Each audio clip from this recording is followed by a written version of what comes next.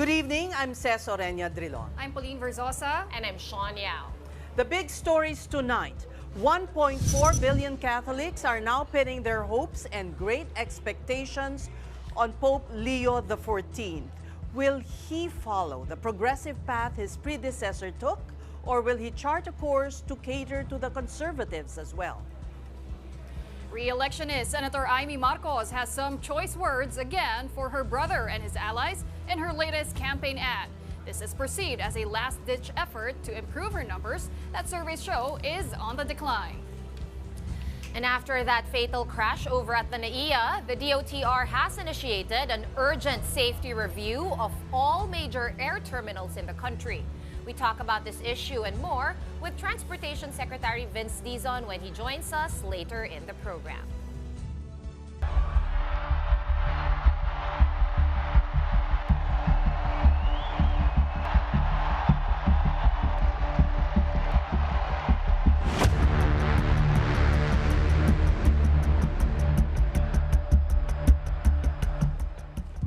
In one of the swiftest conclaves in the Catholic Church's history, Cardinal Robert Francis Prevost emerged as Pope in a little more than 24 hours after voting began. The new Pope, who chose to go by the name Leo XIV, is the first American and Augustinian pontiff in history. He was made cardinal just last year by the late Pope Francis. World leaders have since offered their greetings to Prevost. Chinese Foreign Ministry spokesperson Lin Jian hopes dialogues with the Vatican will continue under Leo XIV's watch. Recall that his predecessor Francis initiated an agreement that allowed the Vatican more control over its bishops in China. We congratulate Cardinal Robert Prevost on his election as the new Pope. We hope that under the leadership of the new Pope, the Vatican will continue to engage in dialogue with China in a constructive spirit, have in-depth communication on international issues of mutual concern, jointly promote the continuous improvement of relations with China, and contribute to world peace, stability, development, and prosperous development. For his part, Australian Prime Minister Anthony Albanese says he would invite the Pope to the International Eucharistic Congress, which their country is hosting in 2028. This is a moment which will bring joy and hope to Catholics everywhere. May the papacy of Pope Leo advance the cause of peace and social justice for all humanity. Earlier, U.S. President Donald Trump had posted about Pope Leo XIV, an American bringing great honor to the U.S. Trump is also looking forward to meeting the new Pope. U.S. President J.D. Vance, a Catholic, also wishes for the pontiff's success in leading the church. There was an outpouring of more greetings, including from former U.S. Presidents Barack Obama and Joe Biden, Italy, and leaders of South Africa and Latin American countries. A day after his election, Leo XIV celebrated his first Mass in the Vatican as Pope. Let's bring in someone who witnessed a lot of historic moments the past several days. News 5's Mon Gualvez is still in the Vatican and he reports to us live. Mon? Hi, Ces. People here in the Vatican still in high spirit after Pope Leo XIV was elected as the 267th Pope of the Catholic Church. But yesterday, time seems to stop here in the Vatican when white smoke suddenly billowed from the Sistine Chapel's chimney, which signified that the Catholic Church finally has a new Pope. People suddenly rushed into St. Peter's Square on the second day of the conclave. They were caught by surprise when the chimney at Sistine Chapel suddenly emitted white smoke. Some of those who were not able to secure spots in front of the central balcony of St. Peter's Basilica huddled around white screens installed around Vatican City. Austrian Daniel Uba and his family were in the thick crowd. They were just touring Rome when they chanced upon this historical moment. This is the first time and maybe the last time in my life that I will realize and see this in life. The feelings here, unbelievable. I pray for my family and for my daughter Magdalena. Andres, who's from Mexico, says they're after the first apostolic blessing from the newly minted Pope Leo XIV. For my sins to be forgiven, and for blessings for me, blessings for my family. Meanwhile, some Filipinos in the area turn to their binoculars to get a better view. Yung white smoke nung nakita namin sa internet, nasa train pa kami. So sulit yung takbo namin from the station.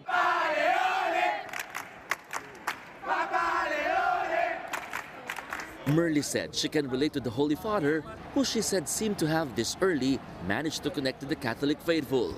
Maamo ang kanyang mukha, the way I look at him, and he looks like he's a very humble priest. I don't understand Italian, but I've heard the name of Jesus Christ proclaimed so many times, and that is good.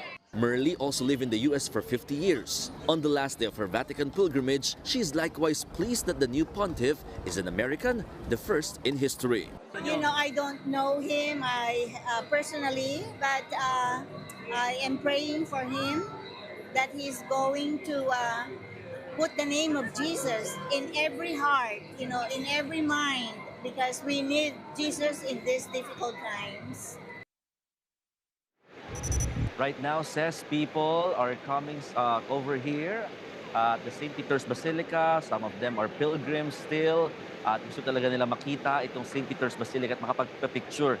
But just now, this morning, Pope Leo XIV had his first Mass together with the College of Cardinals as a thanksgiving for them. And then we just don't have an idea kung kailan yung pinaka-inaugural Mass ni Pope Leo XIV dahil wala pa ditong pinaka-detalye. Pero according to tradition, it happened always within the week on his at least yung pagkaka-elect, no, as the Pope. And yan yung inaabangan, probably by Sunday, possible na yan yung inaugural Mass. Bagamat wala pang final schedule, pero kung titignan at susundin yung dating nangyari kay Pope Francis at sa kay Pope Benedict XVI, ganun yung nangyari. Within the week, on a Sunday ng araw na yon, doon ginawa yung kanyang inaugural Mass. Says. Well, Mon, this Mass wasn't open to the public. This Mass, together with the College of Cardinals, ay hindi open sa public. No, yung inaugural Mass, yung first Mass niya together with the public, yun yung inaabangan ng lahat kasi hindi lang siya open to public but also invited dyan yung mga leaders of different states and nations. Where were you exactly, Mon, when the white smoke came out of the chimney of the Sistine Chapel? I am actually right here in Via de la Conciliazione. No, here, ito. Ito yon, itong kalsada na ito. Medyo mahaba ito towards St. Peter's Basilica, pero punong-puno itong kalsadang ito ng mga Katoliko na nagsipuntahan, no, nagtakbuhan dito. Dahil nga, we are not expecting that the smoke will billowed out from the chimney of the Sistine Chapel during that time. Dahil nga, in-expect namin baka 7 o'clock na ng gabi. Pero before 6 in the evening, may lumabas na usok which happened to be white. Kaya naman talagang punong-puno ito ng mga tao. Hinaharang na siya actually ng mga officials dito kasi nga, dudumugin bigla yung St. Peter's Basilica. So, malayo tayo, sayang, ng konti dun sa pinaka-balcony ng St. Peter's Basilica. Pero the feeling, the spirit is still within dito sa St. Peter's Square. Talagang ramdam na ramdam pa rin naman. Mon, sariwain mo nga yung pakiramdam because iba ang pakiramdam na kasama mo ang ewan ko, isang damakmak na tao, di ba, na a collective feeling of happiness, joy, shock. Ano ba yung mga naramdaman ninyo? Tama ka dyan, Ces, no? It's a mixed emotion, mixed emotion or feelings talaga nung time na yon. Unexplainable yung happiness, lalo yung naggagawa din apostolic blessing. Some are emotional, especially kahit nga ako, no, medyo parang nanginginig-ginig yung luha ko that time. I don't know why, pero may parang some spirit na talagang humihipo when you are here together with all the crowd na talagang nagdadasal, nakikinig, at talagang very hopeful, happy, and excited for the new leader of the Catholic Church. I'm curious, no, meron bang mga usap-usapan dyan or plano? Maybe they announce kung iikot ba yung bagong Santo Papa para ma-bless yung mga nag-aabang dyan? Well, wala pang specific schedule, pero ang ilang mga nabanggit lang sa amin, there will be an inaugural mass that will be open to the public. After noon ay magkakaroon din ng mass for the media personnel who covered this conclave. Sana invited kami doon. Pero hindi pa namin alam, no? Kasi nga dadaan pa siya sa process ng Holy See Press Office. And then yung tungkol sa pag-ikot sa area, wala pa. Pero most probably magkakaroon din yan, Shawn. Kasi nga batang-bata pa itong Santo Papa, no? At saka he can speak different languages, no? Madali siya makaka-connect din lalo sa mga state leaders, sa mga ordinary people. So yun din mga inaabangan, pati yung kanyang pakikipagharap dito sa St. Peter's Square. Usually merong merong encounter with Pope. Okay, Mon, I like you with your 6 o'clock, pero siguro pwede ka na mag-shave dahil wala na masyadong vigil ngayon. Maraming salamat, Mon Gualvez, reporting to us live from the Vatican. And before he became Pope, former Robert Cardinal Prevost was a frequent visitor to the Philippines. His trips were in line with his being Prior General of the Order of St. Augustine from 2001 to 2013. Let's get to know more from Fray Peter Casino, OSA, or Prior of the Seminario San Agustin. Magandang gabi po sa inyo and welcome to the Big Story. Father, pagkano po tayo, Father? All right, I don't think we have the line yet. Father, can you hear us? Father Peter. Okay, in the meantime, well, apparently he's been here like A lot of times, Yeah. especially in Cebu. yes. Yeah. I like that photo of him with one of our With the pale pills. yes, with the pale pills. Okay, I think we are joined by Father now. Not yet. Okay. But yeah, where were you last night? I know Pawi was doing the live coverage. At home. We were at home. Yes, we were at home. My TV was on, but I think I fell asleep before 12. Before 12. It was just a yes. few minutes after 12. So I was so quite- shocked. There were seagulls right before the Yes. smoke came out of the Yes. church. Those seagulls were really entertaining. Yes, right? they were. They were. And you tend to put meaning into these things, right? So, the seagull, mommy seagull was feeding the baby seagull, and then lumipad sila kasi dumami na yung usok. Yeah. But again, like when we found out, Google agad ako, may Wikipedia agad, Pope Leo, wala pang laman. And then yung Robert Prevost na Wikipedia page, nag-redirect agad sa bagong Pope Leo the 14th na wala pang laman. But syempre, he was, in fact, one of the front runners naman. He wasn't in He the wasn't top. mentioned. Not the top, He pero wasn't- he yeah. made the lists. Yes, he was, but not much attention was given him actually. Right. So when you think about it, the pundits got it wrong. Yeah. Yeah. And so did yung mga nag-odds, yung mga, may mga ano yan betting Yeah, book. right? So I don't know if any of them won, but if there's anything that we learned here, when you talk about the conclave, it's really such a secretive process, and the front runners, the papabiles that are often talked about, aren't necessarily automatically the ones who will be the next pontiff, right? But there was actually some who got it right. There was this article, Yes. an American journalist who said that Cardinal Prevost might be the next pontiff. Even a Filipino journalist, they had him on StoryCon earlier. Yes, I think he's with the UST, so he's Yes. one of the professors, I believe, in UST. He got it right, and he explained in StoryCon kanina kung bakit naisip niya na possible nga. You know what they're saying, that the new Pope owes it to President Trump. I don't know about that, but No, because he's seen as someone who may be able to balance, the right-leaning Catholic camp in the U.S. That's right. He's a happy middle, Yeah. right? Happy middle.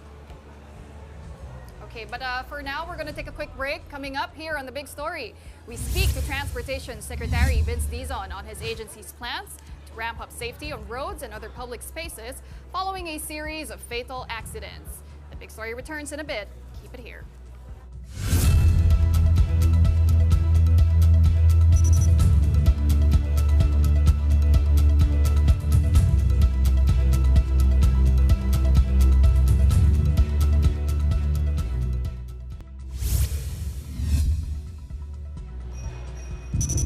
Welcome back to The Big Story. The Department of Transportation has initiated an urgent safety review of all major air terminals in the country.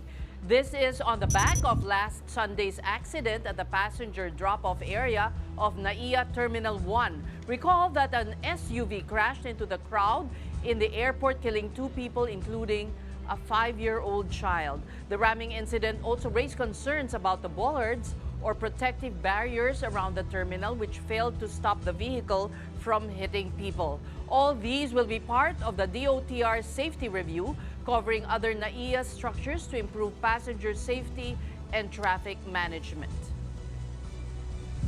And back on the show tonight is DOTR Chief Vince Dizon. Secretary, good evening. Welcome to the Big Story. How extensive is the safety review of our airports, and who will shoulder the cost of this?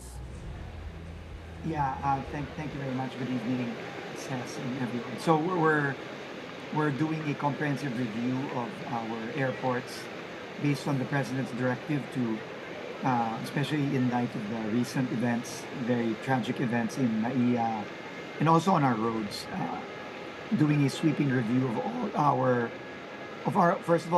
airports and of all of our roads. So I was at NAIA today again, this morning, and I was in Cebu, Mactan yesterday. Tomorrow I'm going to Clark International Airport.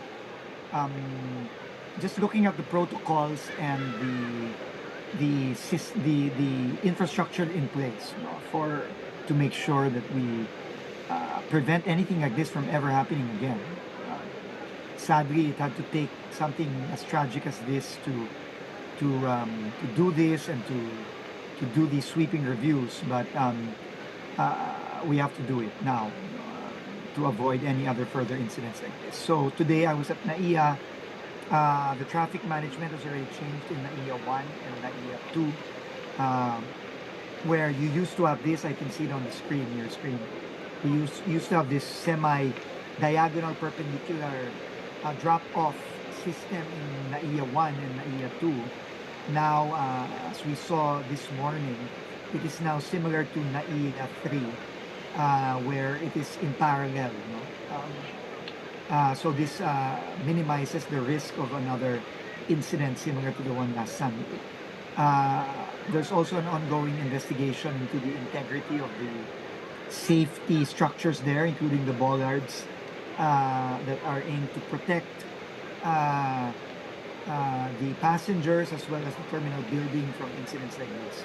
So San Miguel will replace, San Miguel Corporation, the operator of NAIA, will replace these bollards. But at the same time, I've also asked them to do an independent review of these installations. So we should be having that in the next couple of weeks. I checked the similar bollards in Mactan, Cebu yesterday, as well as the traffic management in Mactan, Cebu. Thankfully, the traffic management is safer. But the bollards, I've asked them to also give us a review and a stress test of this and of these. And then tomorrow I will go to Clark International Airport to look at that as well. So, Secretary, will all these bollards be replaced? I mean, just taking a look at that incident, that accident, clearly it did not stop the vehicle. So is it possible that instead of just taking a look at them assessing, they will be replaced already? They will be replaced for NAIA Terminal 1. And San Miguel Corporation has already committed to do that. They've already started looking at replacements for these bollards. The assessment of Terminal 3 and Terminal 2 are ongoing. So we will have to wait for that from both the Manila International Airport Authority, the government agency in charge of NAIA, as well as the operator, which is San Miguel Corporation. Secretary, moving away from the bollards, we know those failed, but it would seem like also the SC-TEX crash, as well as the NAIA accident, that was a driver error. On that end, we've heard about the initiatives that you've been pushing, but everybody's been asking really how sustainable is this lasting change that we want to implement? The task force that we created last April 21, the Monday after Easter, was instructed to submit within a week from last Monday, a sweeping set of changes to the roadworthiness tests and checks that we have for our vehicles, especially our public utility vehicles and our trucks, as well as the sweeping changes in how we issue and ensure driver quality when we issue driver's licenses, especially again driver's licenses issued to public utility vehicle drivers, or what we call professional drivers. Most people like you and me where we have non-professional driver's licenses because we just drive for ourselves. However, if you're a professional driver, it requires a much higher standard of capability, and also a much higher standard of driver capacity. So we need to revisit that, especially for the professional drivers. Well, Secretary, you've only been a few months in your office, but what have you found in terms of issues like corruption and drugs in following safety standards? How rampant are they? Well, I mean, just to give you statistics and facts, we called for that task force for road safety simply because during Holy Week, almost 100 drivers of public utility vehicles tested positive for drugs. 100. No, that's not a small number. And each of those could have been an accident waiting to happen, if drivers are under the influence of drugs. So this is really very serious. Plus, added to that, the number of accidents during Holy Week, and on top of that, the two major road accidents just last week. The one in SETEX on May 1st and the NAIA tragedy on May 4th. So all of this, I think, are clear signs that things are not working, and things are the system has really failed us as both as commuters, as drivers, and as people who use our roads every day. There's really this feeling of anxiety every time we start applying the roads. Every time we leave our homes and we start going on our roads, there is this feeling of anxiety. There is no feeling of safety on our roads. We don't feel safe on our roads. Secretary, and this is, I think, yes. Yes, I'd like to ask you, because the Philippines has a very low consciousness on safety. Yes. And this is probably long term, but what can we do to make our countrymen more conscious about safety? Well, I think it needs to start with the regulatory environment, says.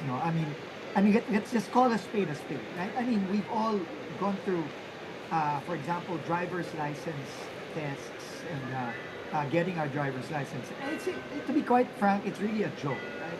I mean, people don't even take actual tests.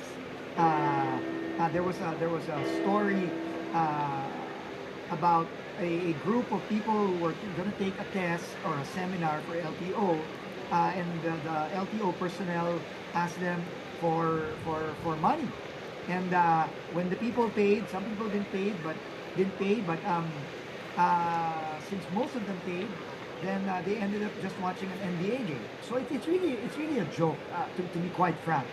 And this has to change. And we all know how notorious the land transportation is for allowing fixers to operate. Where, I showed a Facebook page which had an LTO logo, and it was offering essentially for 1,500 pesos or 2,000 pesos.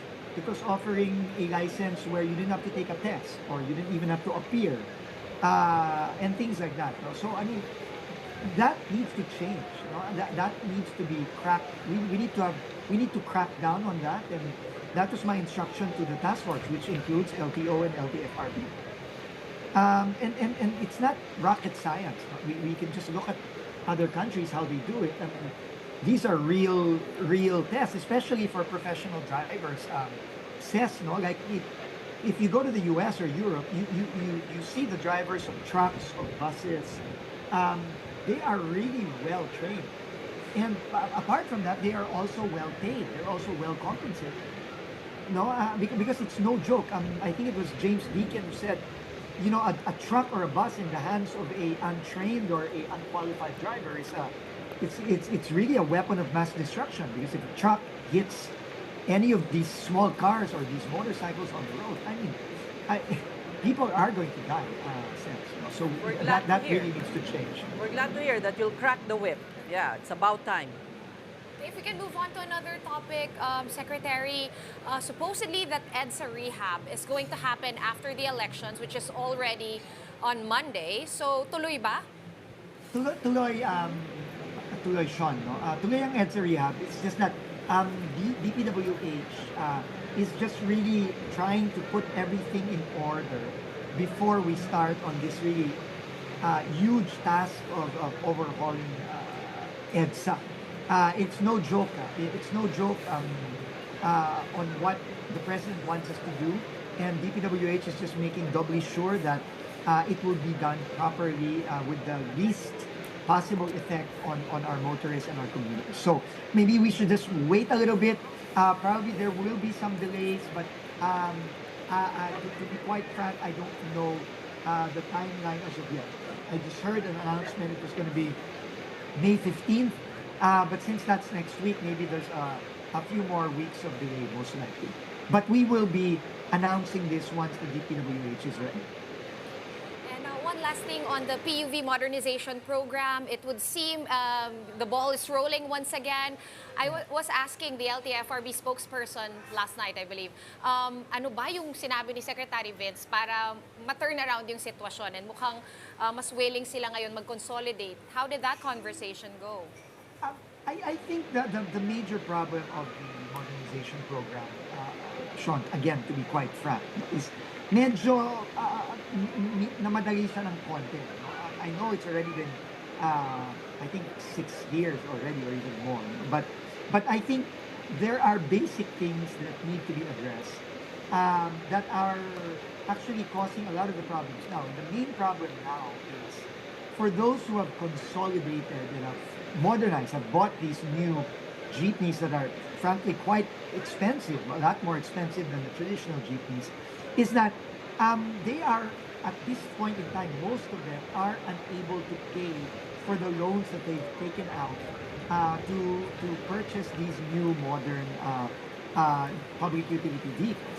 And that is a big problem because if you are unable to pay your debts, that means that the economic viability of the program is one thing. Medyo may problema tayo sa economics. No? And pag may problema tayo sa economics, malaking problema yan. No? Hindi natin maaasahan, hindi natin may expect ang ating mga operators at drivers na pumasok sa isang programa na posibleng malugi pa sila. No? So that is what really needs to be addressed. So in the meantime, we have reopened what was originally closed. The modernization was closed in April of 2024. We have reopened that to allow operators who were not able to consolidate yet some time to consolidate either by themselves or to join existing cooperatives and corporations that are already in place. But Secretary, the guidelines still have to be hashed out. So absolutely. When do we expect that to, how long will that take? So that's being worked out now. There are a lot of things that need to be fixed, including the existing loans that have already been taken out, especially from our government financial institutions, the Land Bank and the DBP. That needs to be addressed. There are a lot of suggestions already coming from various sectors that the task force, the committee is putting together. But in the meantime, we have reopened I signed a department order last Monday that essentially reopens the modernization program and allows those that were not able to join to register their vehicles first and foremost, only if, of course, they are roadworthy. No? That is the very important qualification there. Kailangan roadworthy yung mga sasakyan na i-register nila. para naman makabiyahe sila ulit.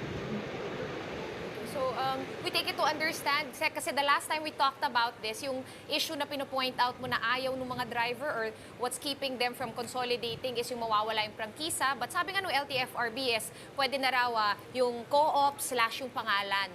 Yes, Was that one yes. of the concessions you made? Yes, that's one of the reforms that's being done, and that will be formalized by the committee when they submit their full recommendation. Because it's there's so many problems, and there's no silver bullet here. You've got to really pick all of those problems and find solutions for each. And like you said, that is one solution that has come out that is, I think, acceptable to most, if not all, the operators and the groups. Are you not in talks with the private sector to give, options to the jeepneys for their, or associations for their modern vehicles? That's a Hindi very, ba very pwedeng good point. PPP, something like that? JV? That's a very good point, Ces.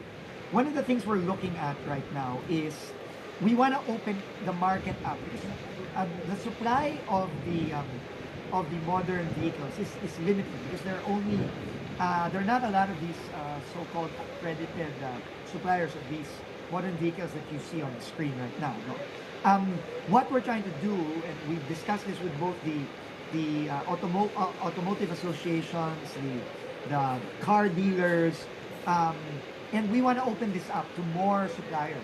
Like for example, there's no reason why a Toyota cannot sell a modern vehicle to a operator, to a corporate, or other brands. So that was initially not allowed. But this is one of the reforms that we're trying to do. The more suppliers there are, I think the better for everyone because it will entice competition, prices will go down, and at the same time, we will be assured of supply of parts because a lot of the problems that we heard in our consultations was that some of these suppliers, their vehicles would break down after a couple of months and they would not have the spare parts or the services to repair these vehicles. So that was a prevailing problem. That is a prevailing problem right now. So opening up to the market will greatly help that.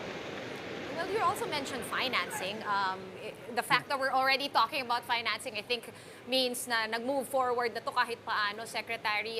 How would that work? Kasi before it was Land Bank, DBP, am I correct? Yeah. Doon lang Correct. pero it could be limiting.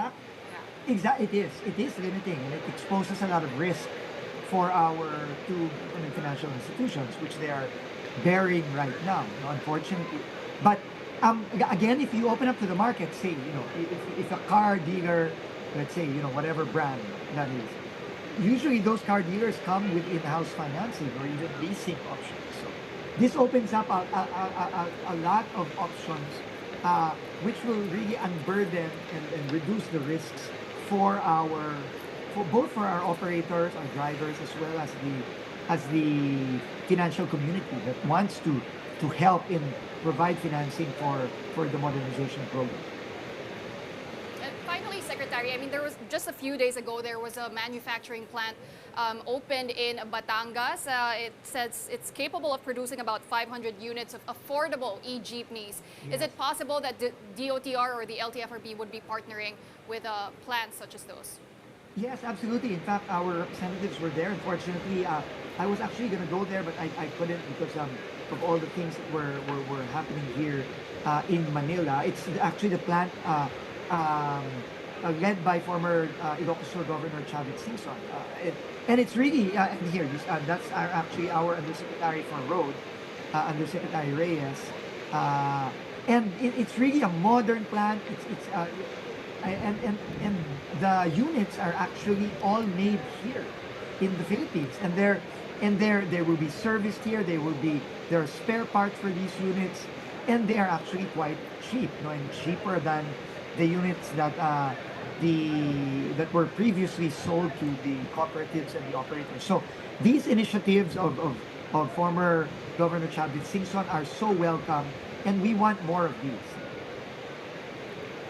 All right. Thank you so much for talking to us again. DOTR Secretary Vince Dizon, don't forget, EDSA Rehab. I'm sorry, we're so makulit, but that is one of the pet topics of the big story. Opo. We'll let you know right away and keep safe on our roads, especially for the election. Thank you, Secretary. Have a good evening. Now in other news, Bayan Muna leads the filing of a complaint before Malacanang to cancel all agreements between Villar-owned Prime Water and local water districts, citing numerous violations. The Makabayan Group and some affected customers accused Prime Water of violating the Constitution due to frequent water interruptions, poor water quality, and high costs. The complaint noted that in San Jose del Monte, Bulacan, rates increased from 280 pesos to nearly 500 pesos for the first 10 cubic meters of consumption. Bayan Muna appeals to the President to rescind Prime Water's joint venture agreements and order an investigation into the deals. For the past month, netizens exposed the supposed suffering they have endured with Prime Water, which is serving areas like Bacolod City, Cavite, Quezon Province, and Bukidnon. President Marcos already ordered a probe on Prime Water, which the Villar-owned firm said is an opportunity to resolve concerns. We're going to pause for another quick break, but when we return, just several hours more to go before the official end of the campaign period, and we have the last hurrah of the administration slate and the president's sister running for re-election. Keep it here on One News.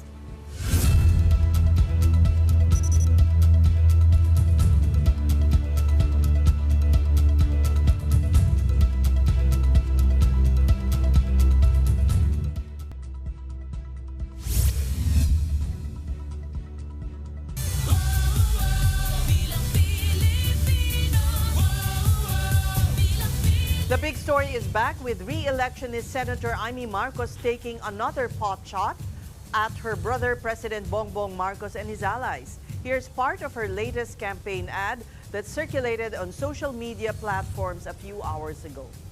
Ang gobyerno ngayon ay hindi Marcos. Ang gobyerno ngayon ay Romualdez at Araneta. Payo ni VP, magpalit na raw ako ng apelyido. Sagot ko, Inday, hindi ko kailangan magpalit ng apelyido. Marcos ako. I'm me. Ako ay ako. Ako ay si Imee Marcos. At kapag Marcos ka, hindi ka makikipag-alyansa sa mga politikong nagbintang, nagdiin at umapi sa iyong pamilya. Hindi mo kakainin ang isinuka mo para lamang sa politika. Hindi ganyan ang legasiya ng aking ama. For One News political pundit Ronald Llamas, this new campaign ad of Senator Marcos is more compelling than her so-called itim video with Vice President Sara Duterte. Even so, Llamas says creating a new message in the last few weeks or days before the elections rarely makes a difference in any last-ditch effort to save a fledgling campaign. For him, this could hurt rather than help Imee's bid to stay in the Senate. Ang dominant ngayon is machinery, no? Clinching yung mga boto ng mga governors sa mga primate corridor, sample ballots. Hindi na yung mapapansin ng tao eh. Hindi na yung mapapansin. Compelling but too late. Yeah. Kumpara sa iba. Meantime, it's the final stretch of the campaign as well for President Marcos's alyansa para sa Bagong Pilipinas. From the chief executive's hometown of Lawag, Ilocos Norte, the administration team is taking their campaign to Mandaluyong. A portion of 9 de Febrero Street was closed for tonight's rally, which will be attended by the president himself and his senatorial bets.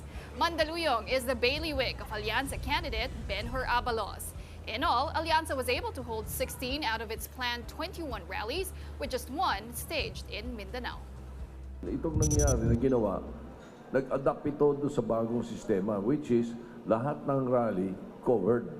Not only ng mainstream media, but particularly the social media. At may live streaming, merong playback, pwedeng mapanood sa YouTube. So, ang reach ng ngayon, mas malawak. So, kahit 16 lang siya, mas malawak ang naging reach niya kesa sa mga style ng araw. Alam mo, Tuwing maalala ko yung suportang binigay sa amin ng Pangulong Marcos, kinikilabutan ako. I'm having goosebumps. No? Because talagang totohanan at talagang unequivocal yung kanyang suporta sa slate. For our big picture tonight, we circle back to tonight's big story. What else but the new leader of the Catholic Church? So it turns out that the newly minted Pope has been in the Philippines on numerous occasions. We mentioned this earlier, but when Leo XIV was a mere Father Robert Prevost, he blessed the friary of Santo Niño de Cebu Parish in Talisay City back in 2004. At the time, Prevost was the prior general of the Augustinians. This religious order was first to evangelize the Philippines way back in the 16th century, planting the seeds of faith in Cebu, which is the cradle of Christianity in the country. In 2008, Prevost shared a fraternal meal with former Manila Archbishop Gaudencio Cardinal Rosales. He also led the opening of the Professorium House Chapel inside the San Agustin Monastery in Intramuros. And here, this photo, Prevost in 2010 with Augustinian priests at the La Consolacion University in Malolos, Bulacan. Well, hopefully Pope Leo XIV makes another stop here in the Philippines, this time as the new pontiff. And this time, the whole country will know and make a bang. Yes. That's so exciting. Also not in better circumstances than when Pope Francis visited back in 2015. Right. You know, one other thing I found on social media about the new Pope, he plays the saxophone. Oh, really? Yeah, I should have sent that photo to our group chat. He plays Wordle or Words with Friends, which he also does. Which he also does.